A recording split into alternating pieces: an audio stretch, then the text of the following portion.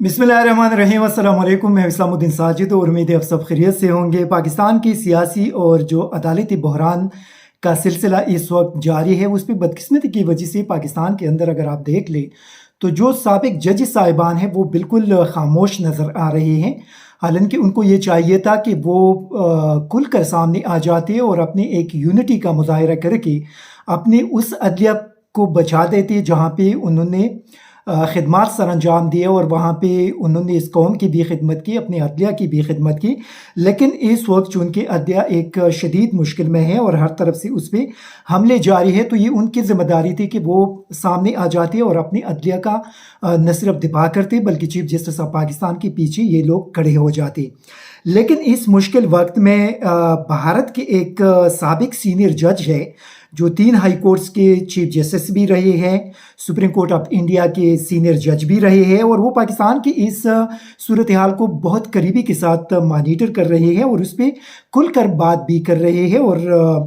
अखबारात के अंदर उस पर लिखते भी हैं। जस्टिस मरकंदे ने उसने पहले भी इस हवाले से हालिया दिनों में उस पर आर्टिकल्स लिखे थे और कल उन्होंने एक बार फिर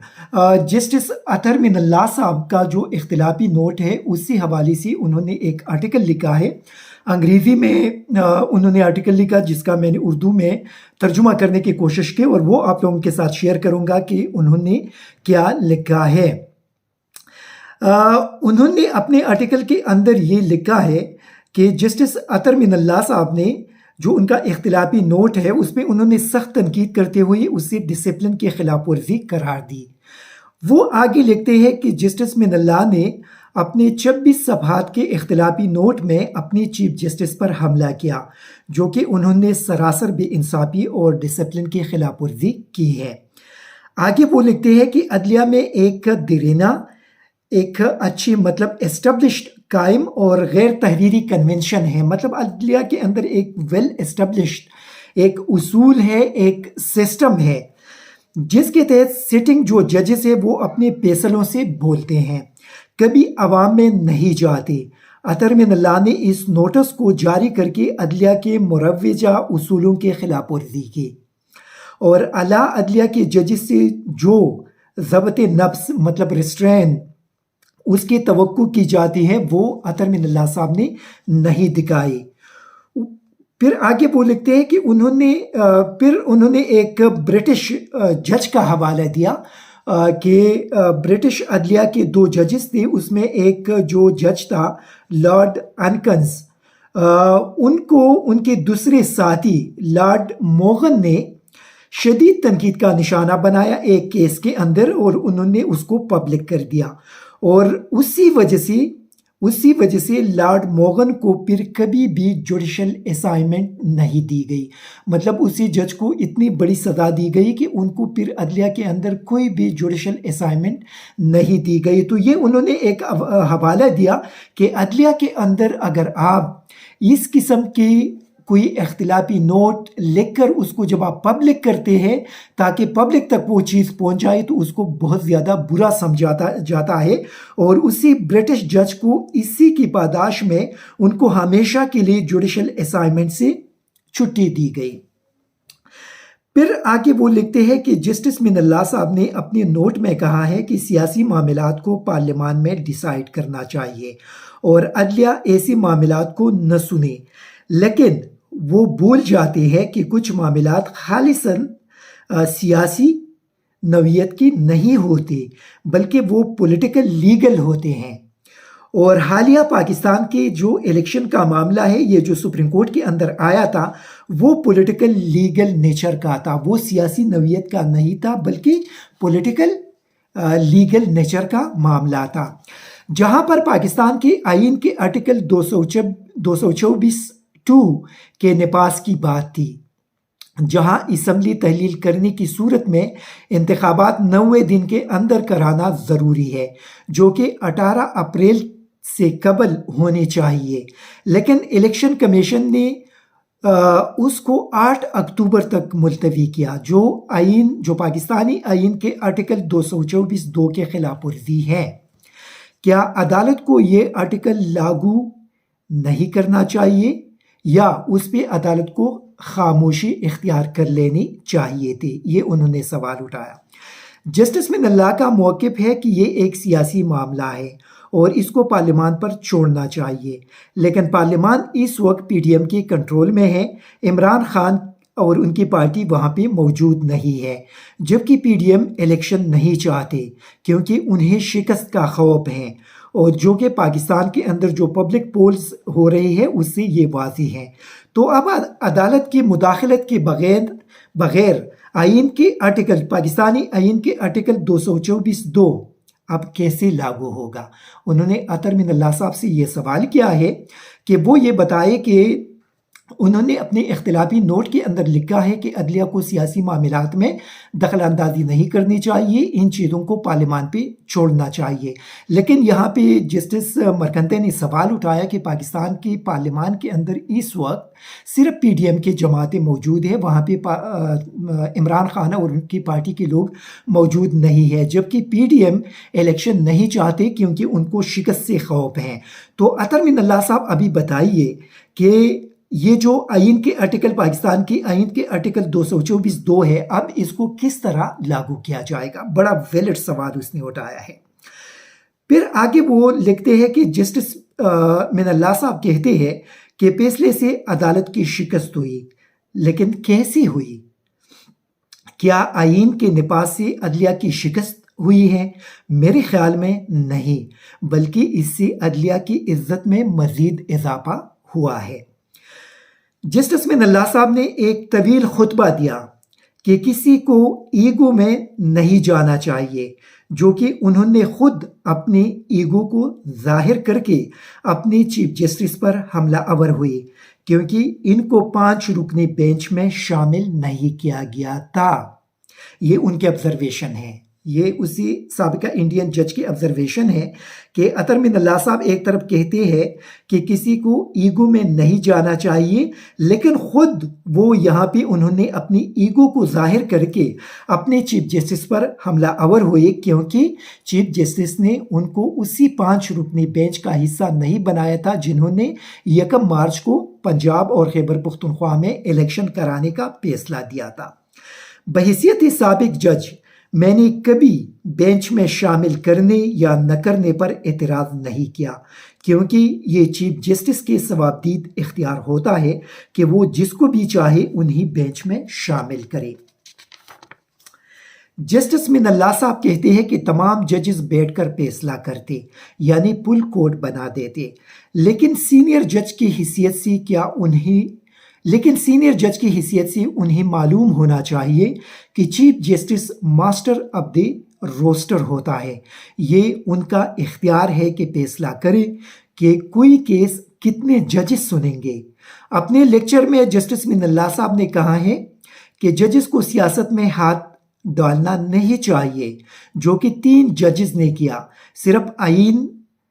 پھر یہ کہتے ہیں کہ انہوں نے 3 ججز کی طرف اشارہ کیا، لیکن میرے نظر میں یہ جسٹس مرکنتے کہتے ہیں کہ 3 جو پاکستان کے ججز تھے انہوں نے صرف آئین کے نفاذ کو یقینی بنایا، انہوں نے سیاست نہیں کی، لیکن جسٹس من اللہ صاحب نے خود سیاست کا حصہ بنے جب انہوں نے کہا کہ عمران خان اور پی ٹی آئی کے ممبرز کو استعفے نہیں دینے چاہیے تھے۔ پارلیمان سے عمران خان اور ان کی پارٹی کے لوگوں کو استعفے نہیں دینے چاہیے تھے، عمران خان کو اسمبلیہ تحلیل نہیں کرنے چاہیے تھے، وغیرہ وغیرہ۔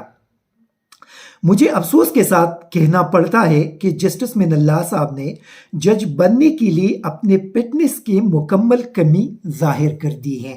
یہ ہندوستانی جج نے اطہر من اللہ صاحب کی اسی اختلافی نوٹ پہ یہ بہت زیادہ تنقید کی، اور اس نے بڑے ویلڈ سوالات 3-4 اٹھائے ہیں۔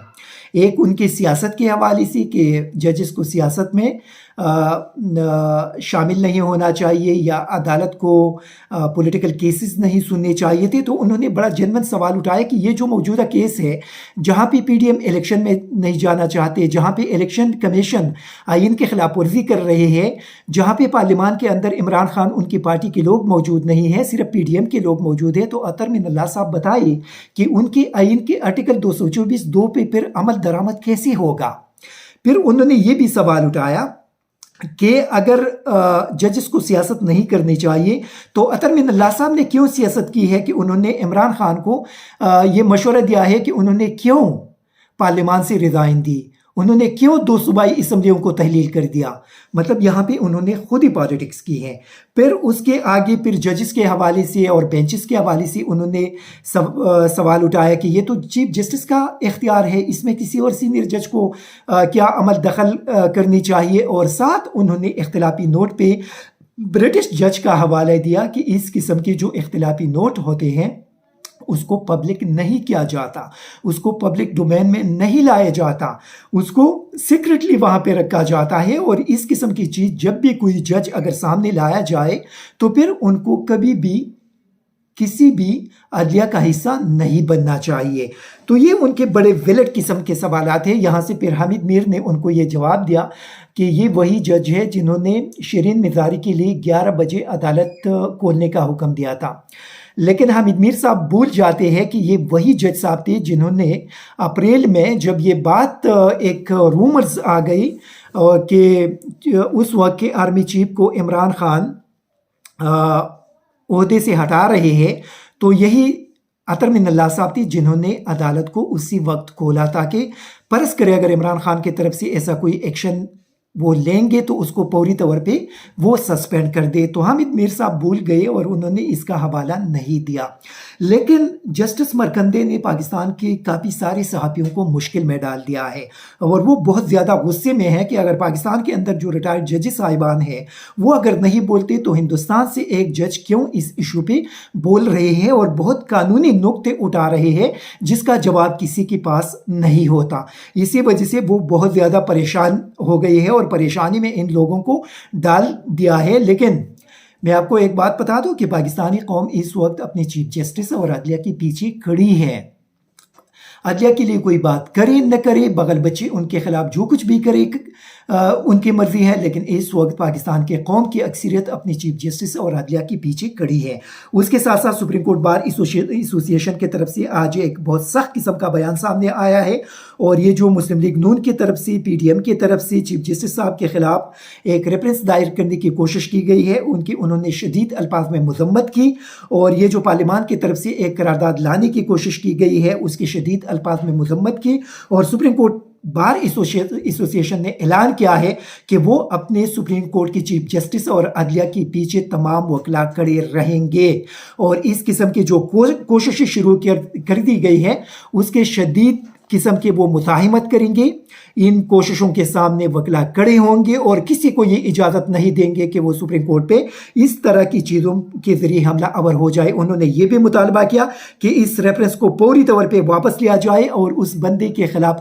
کارروائی کی جائے جنہوں نے چیف جسٹس پہ ایک قسم کا حملہ کیا ہے۔ اس کے ساتھ ساتھ نواز شریف اور مریم نواز اور ان کے باقی لوگ بھی اس وقت عدلیہ پہ حملہ آور ہے۔ ایک وہ بگوڑا جو پاکستان کی عدالتوں سے بھاگ کر لندن میں بیٹھا ہوا ہے، 4 سال سے وہ پاکستانی عدالتوں کے سامنے پیش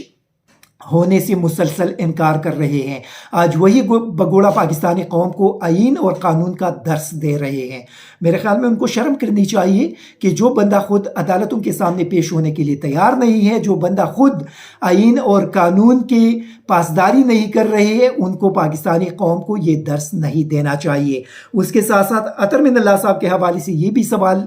لوگ اٹھا رہے ہیں کہ یہ وہی اطہر من اللہ صاحب تھے جب عمران خان نے ایک پبلک ایونٹ کے اندر ایک لوئر جوڈیشری کی جج صاحبہ کے حوالے سے یہ بات کی کہ میں ان کے خلاف قانونی کارروائی کروں گا، تو وہی اطہر من اللہ صاحب تھے جنہوں نے عمران خان کے خلاف توہین عدالت کی کارروائی کی تھی۔ لیکن آج ان کے معزز چیف جسٹس اور باقی ججز صاحبان کے خلاف مریم نواز اور ان کے باقی لوگ ان کی توہین کر رہے ہیں، لیکن اطہر من اللہ صاحب نے ابھی تک کوئی بھی نوٹ چیف جسٹس کو پٹ اپ نہیں کیا کہ ان کے خلاف توہین عدالت کی کارروائی کی جائے، کیونکہ معزز عدلیہ کی توہین یہ لوگ کر رہے ہیں۔ میرے خیال میں سارے لوگ جو ہے وہ تقریباً ایکسپوز ہو چکے ہیں۔ ان 11 مہینوں کے اندر کافی سارے وہ لوگ تھے جو پاکستانی قوم ان کا بہت زیادہ احترام کرتے تھے، خواہ میڈیا کے اندر تھے یا باقی جگہوں پہ تھے، اور لوگ سمجھتے تھے کہ یہ بڑی نیوٹرل قسم کے لوگ ہیں، لیکن ان 11 مہینوں کے اندر کافی سارے ایسے لوگ تھے جو بالکل قوم کے سامنے ایکسپوز ہو گئے، اور ان کی جو ریئلٹی ہے وہ قوم کے سامنے آ چکے ہیں، اور میرے خیال میں ابھی قوم نے ان سارے لوگوں کو پہچان بھی لیا ہے۔ اسی وجہ سے قوم کو اپنی عدلیہ کے پیچھے کھڑا ہونا پڑے گا، اپنے معزز ججز صاحبان کے، خواہ وہ ہائی کورٹ کے ہیں، خواہ سپریم کورٹ کے ہیں، خواہ لوئر جوڈیشری کے ہیں، ان کے پیچھے قوم کو کھڑا ہونا پڑے گا، ان کو تحفظ دینا پڑے گا۔ یہ قوم کی ذمہ داری ہے کہ وہ اپنی عدلیہ، آئین اور قانون کے تحفظ کو یقینی بنائے اور اپنے ملک کو آگے لے کر جائے، اور یہ جو حملے اور اس وقت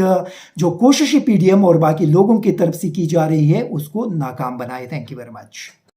ISTV پاکستان کو سبسکرائب کریں اور بیل آئیکن کو دبائیں مزید ویڈیو اور اپڈیٹس کے لیے۔